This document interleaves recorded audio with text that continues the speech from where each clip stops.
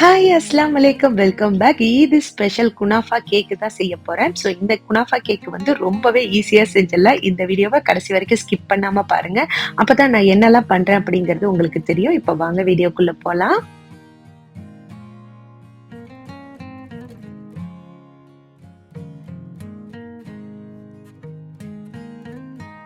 Kunafa cake செய்யறதுக்கு நான் 3 முட்டை எடுத்திருக்கேன். 3 முட்டையும் ஒரு மிக்சிங் பவுல்ல உடைச்சு ஊத்திக்கலாம். கொஞ்சமா வெண்ணிலா எசன்ஸ் சேர்க்கிறேன். அரை கப் வந்து சுகர் சேர்த்துக்கலாம். சுகர் வந்து கொஞ்சம் கொஞ்சமா சேர்த்து நல்லா பீட் பண்ணிக்கோங்க. எக்கு வந்து நல்லா பீட் பண்ணிக்கணும். அப்பதான் கேக் வந்து நல்லா சாஃப்டா இருக்கும். இன்னைக்கு இந்த கேக்ல பாத்தீங்கன்னா பேக்கிங் பவுடர், பேக்கிங் சோடா எதுவுமே சேர்க்கல. நான் வந்து கேக்குக்கு யூஸ் பண்ற ஜெல் தான் சேர்க்க போறேன். இப்போ எக்கை நல்லா பீட் பண்ணதுக்கு அப்புறம் நான் இதுல வந்து 1/4 டீஸ்பூனுக்கு கம்மியா நான் வந்து கேக் ஜெல் யூஸ் பண்றேன். நம்ம வந்து கேக் ஜெல் வந்து நிறைய யூஸ் பண்ணிட்டோம் அப்படின்னா கேக் வந்து ரொம்ப சாஃப்ட் ஆயிடும். ஸோ அதனால வந்து கம்மியாவே எடுத்துக்கலாம்.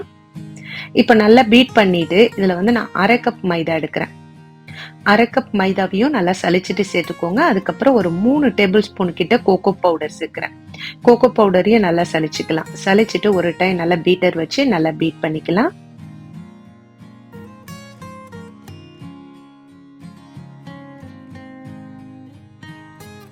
இப்போ நல்லா பீட் பண்ணதுக்கு அப்புறம் ஓர சைடு எல்லாமே நல்லா அந்த மாதிரி எடுத்து விட்டுருங்க. எடுத்து விட்டுட்டு ஒரு 3 tablespoon cooking oil, 3 tablespoon பால் சேர்க்கிறேன்.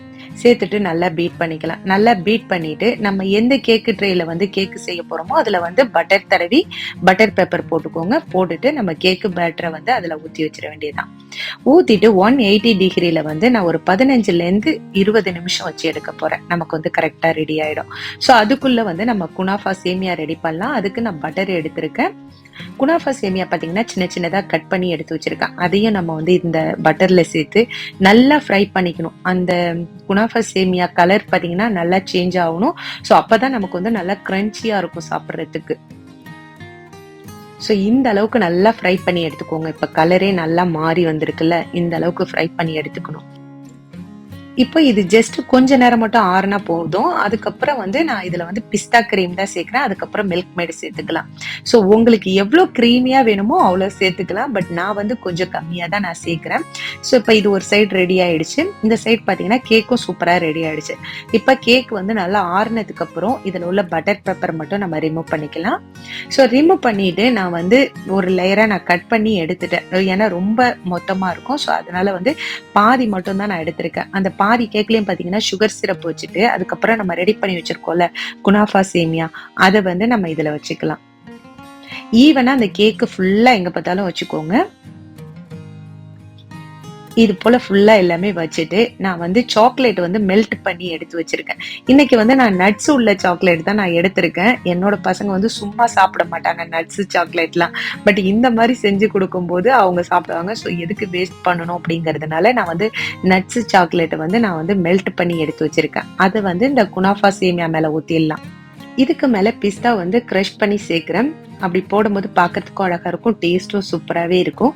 இதை வந்து ஜஸ்ட் ஒரு 1/2 hour மட்டும் நான் ஃப்ரிட்ஜில் எடுத்து வைக்க போறேன். அப்பதான் நமக்கு வந்து கட் பண்றதுக்கு நல்லா இருக்கும். ஸோ இதை நம்ம வந்து க்ளோஸ் பண்ணி நான் வந்து ஃப்ரிட்ஜில் எடுத்து வைக்க போறேன். இப்போ 1/2 hourக்கு அப்புறம் நான் வந்து கேக் வெளியில எடுத்தாச்சு. இப்போ வந்து கேக் வந்து நம்ம கட் பண்ணி பார்க்கலாம்.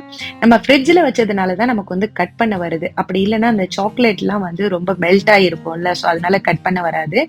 இப்போ இந்த கேக் வந்து நம்ம அப்படியேவும் சாப்பிடலாம். இதை வந்து நம்ம லைட்டா நம்ம மைக்ரோவன்ல வந்து ஹீட் பண்ணிட்டு இதுக்கு மேல ஒரு ஐஸ் கியூப் வச்சு சாப்பிடும்போது வேற லெவலா இருக்கும். கண்டிப்பா நீங்க ட்ரை பண்ணி பாருங்க. எங்க எல்லாருக்குமே ரொம்ப ஃபேவரட் இந்த கேக்கு, குனாஃபா கேக்கு, அதுக்கப்புறம் குனாஃபா கிரீமி கேக்கு, இதெல்லாம் பாத்தீங்கன்னா ரொம்ப ஃபேவரட்னே சொல்லலாம்.